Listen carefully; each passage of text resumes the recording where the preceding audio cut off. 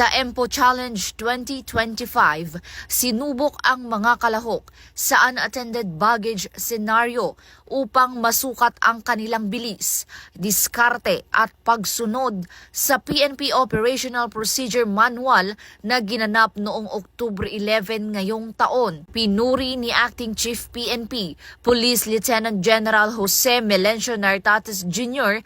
ang mabilis na aksyon ng mga kalahok.